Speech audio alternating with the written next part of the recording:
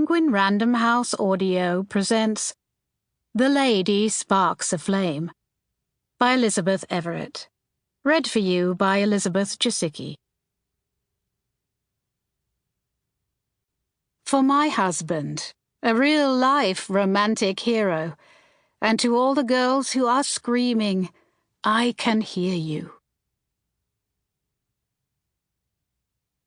Dear reader, before you listen to this story, know that there is frank discussion of non-suicidal self-harm. Tread slowly, and if this is painful, be gentle with yourself.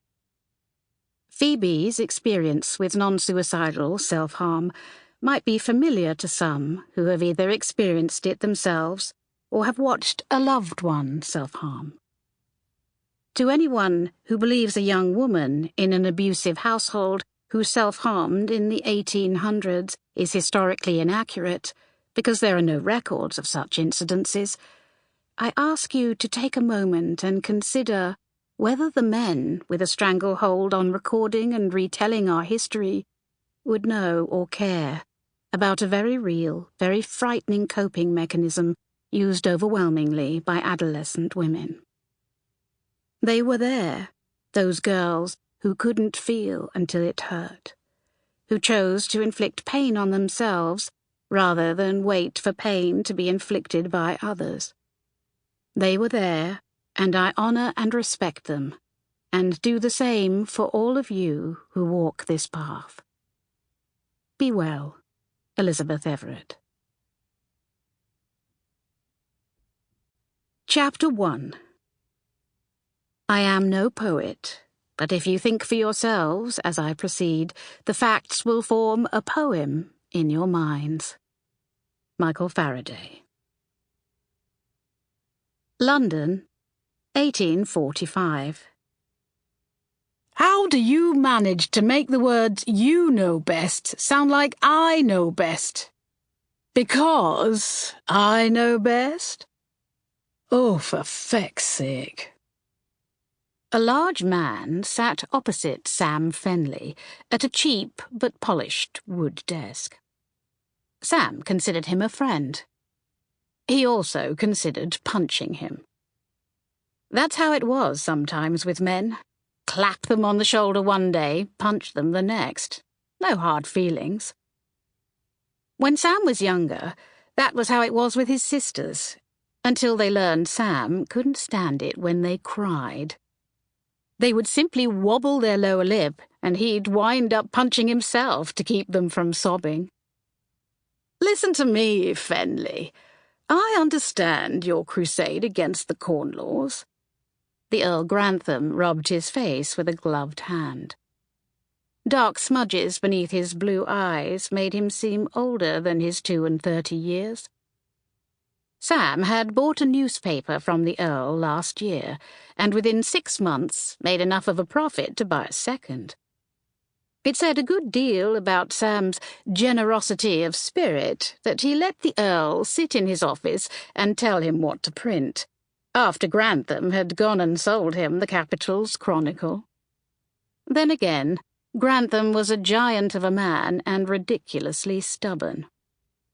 However, the Earl continued, the last article the Chronicle printed has overestimated the scarcity of Britain's wheat crop. Yours and other anti-Corn Law broadsheets will panic the population. More trouble will come from your reporting than progress. Sam knew Grantham meant well, but this wasn't about the Earl's fears. It was about money and power, or the lack thereof. Pleasure from watching his sales grow leaps and bounds was undeniable, but Sam also gained satisfaction from publishing articles informing regular folk about what their government was doing and why it mattered. If I back down now, Sam said, it gives more fuel to the pro-Corn Law fires. The Corn Laws pour money into landowners' coffers and take it away from the majority of England's working folk. Sam wasn't telling Grantham anything he didn't know, but he continued anyway. blood boiling as it often did when speaking of the advantages the titled classes held over the rest of the population. The Corn Laws taxed corn, wheat, barley, and all other cereal grains from outside Britain. On paper, this appeared to help domestic agriculture, but the taxes made food more expensive for everyone, while political power stayed in the hands of wealthy landowners who profited from the rising price of domestic corn. In this great country of ours, if you don't own land, you don't get a vote. How is that acceptable in our day and age? Simply saying the words out loud angered Sam. The landowners didn't benefit only from the artificial pricing, they also hand-picked their members of Parliament and told them how to vote. Universal suffrage is the goal, and I'm not above embellishing when it comes to a worthy goal. Grantham opened his mouth to speak, but Sam beat him to it. As you are not above embellishing when it comes to stealing women away from other men. Grantham's jaw clicked softly when he clamped his lips together, and the tips of his ears went red. It said much about the Earl's good nature that he didn't fall for the bait. Sam had tried his hardest to charm the engineer Margaret Galt, but she'd gone and married Grantham, her childhood sweetheart. Why she didn't prefer Sam, a man who had made a fortune of his family's business, turned around a failing newspaper, and set his sights on expanding his holdings even further, was a mystery. Sam had fallen at Margaret's feet, in the most literal sense, unfortunately. Fallen, tripped, tumbled, a product of Sam's adversarial relationship with immovable objects. Not exactly the stuff of fevered dreams when a man reaches for your hand, loses his balance, and hits the floor with his face. Huh. Perhaps Margaret's decision was not mysterious after all. You are in a terrible mood. What ails you, Fenley? Grantham asked, stretching out his legs and placing his hands behind his head, the picture of aristocratic indolence. Sam knew well that Grantham was far from indolent, but the reclined pose annoyed him nonetheless. Everything annoyed him these days. Nothing ails me, my lord. Sam had meant the honorific as a tease, but the words came out hard and clipped. One long earlish eyebrow lifted on Grantham's face at the tone. If I were to guess, I'd say you were in want of one of life's great necessities, Grantham opined. Jealousy sprang to life deep in Sam's belly, kindled with myriad thwarted ambitions. Obstacles a man without title nor a single drop of blue blood in his veins faced every day in this country. Sam growled. Simply because women used to fawn over you for the chance at being a countess.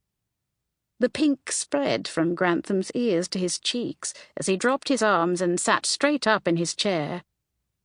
I'm not talking about sex, Fenley. What else might constitute one of life's necessities if not sex? Food? Wealth? I'm not hungry, Sam said. I've enough money to buy the crown right off Queen Victoria's head. I own 2 broadsheets now, investments in property, plus half the family business. I'm seldom bored, thanks to my 4 sisters, and the never-ending catastrophes those scientists over at Athena's retreat drag us into. There's not a single thing missing from my life. With a patronizing sigh, Grantham ran his fingers through his hair, eyes rolling up to the heavens as though he communicated with God on a peer-to-peer level. I'm talking about love, Fenley. What?